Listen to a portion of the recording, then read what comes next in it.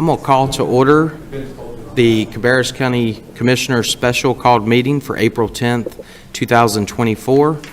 And I will entertain a motion to approve the agenda.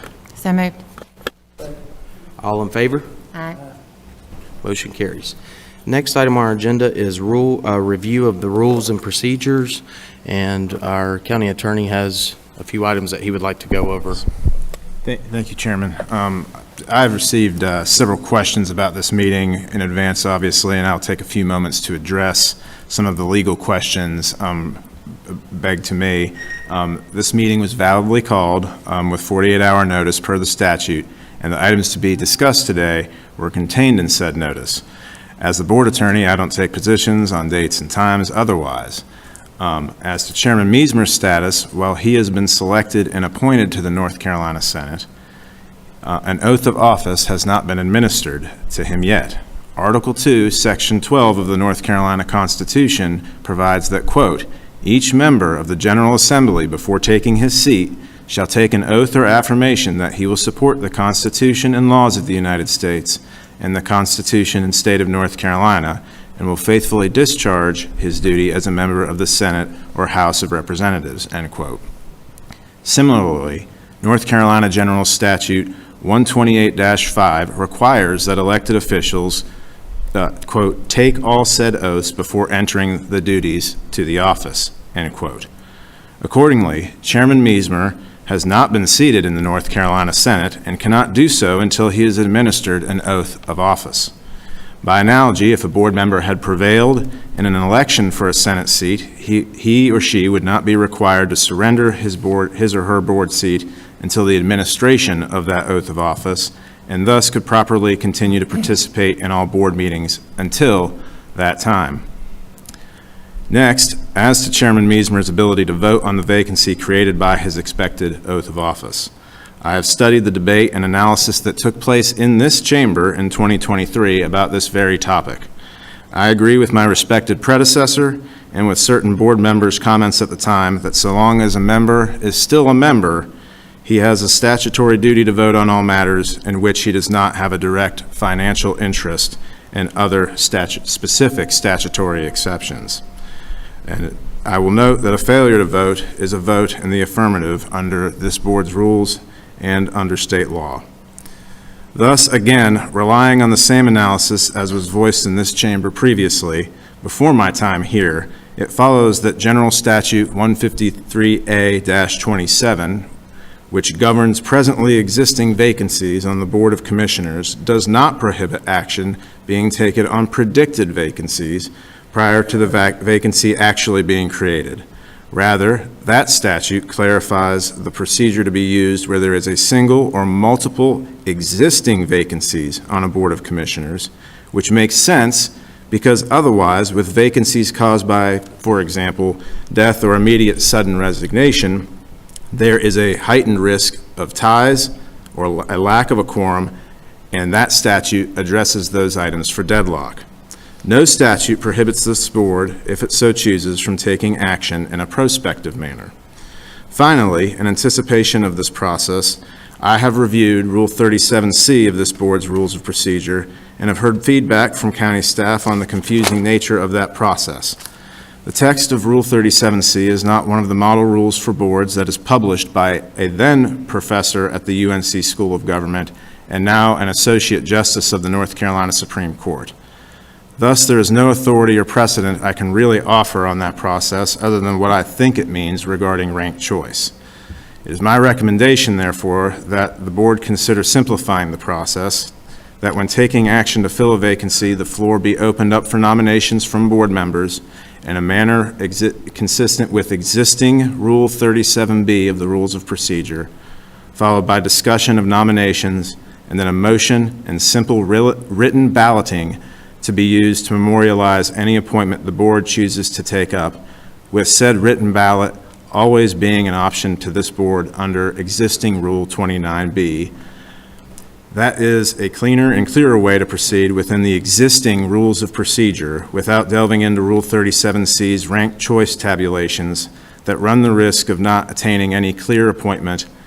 But again, I am I'm the county attorney, I'm not a board member, and that action, any action today is ultimately up to the board. Thank you for that. I will now turn the floor over to Vice Chair, Commissioner Laura Lindsay.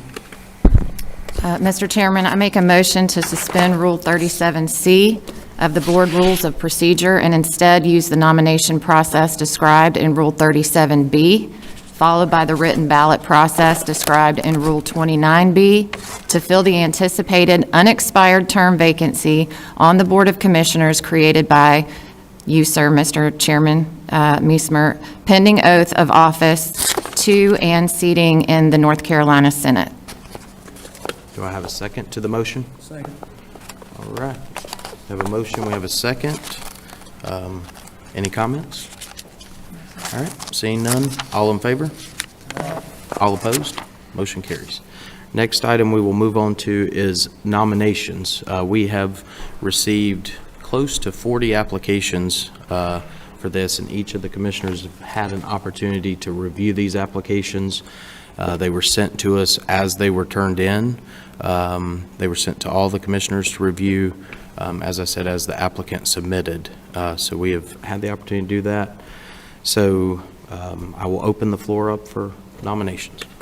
Mr. Chairman, I would like to nominate La Marie Stripling to replace the seat that we will be filling for your seat, sir.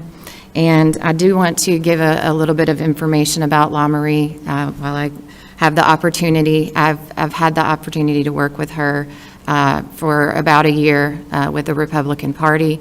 She has been endorsed by the Republican Party to fill this seat. Absolutely an amazing person, incredible community service. Just a couple of things that she has done.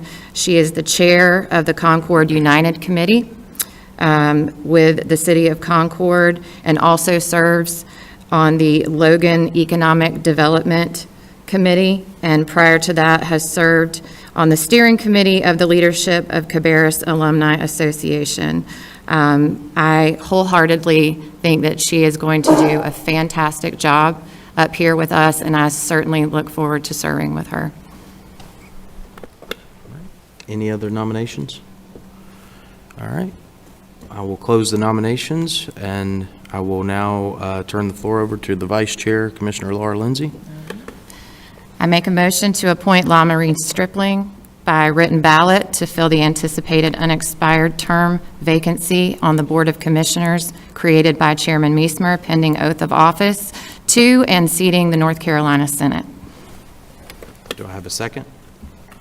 Mr. Chairman, as it is my understanding that the Executive Committee of the local Republican Party submitted this name, Sure. is that correct? That is correct. Do you want to second this motion before we Well, get into I was preparing discussion? to say, because of Okay. that, I second the motion. Okay, all right, fantastic. All right, so we have a motion and we have a second. Is there any discussion on this before we vote? Well, yes, sir. I know there's been a lot of question and some uncertainty about the properness of this proceeding. I think our attorney has answered that, at least to my satisfaction, because I had some questions myself, and I think he's answered those. So I do believe, and you and I have talked about this before, that the existing local bill that was passed in 2023 needs to be done away with. We haven't been able to do that yet, but I think, according to what our attorney said, we're still following that. And so I believe that whoever is nominated by the executive committee should be the person who is elected to this position. So I will be supporting Ms. Strickland. Thank you. So now we're going to do a written ballot on this. And this is, you're going to write a simple yes or no to the motion made, and then if you will also sign your ballot.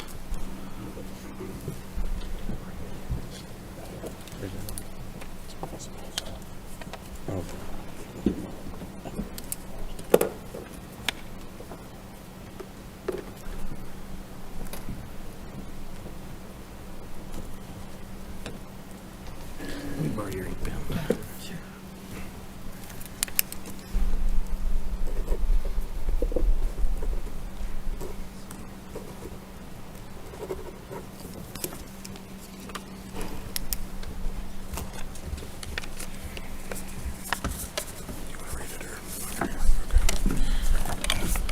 All right. Laura Lindsay votes yes on the motion. Larry Pittman votes yes on the motion. And Chris Meismer votes present on the motion. And I, as I said previously, a vote under the rules of parliamentary procedure, Robert's rules, present as an abstention, and under state law and on this board's rules, the clerk will simply record that as an affirmative vote, and thus I would advise that the motion is passed 3-0, but will allow the chair to call the vote. I will announce that the motion has carried, and we'll say congratulations to La Marie Stripling. I know she's here with us today, and I'm sure she'd be happy to speak to anyone that's here in the audience when we adjourn this meeting. So that concludes the business that we have today, so I will entertain a motion to adjourn. So moved. Second. All in favor? Aye. All opposed? Motion carries. We're now adjourned.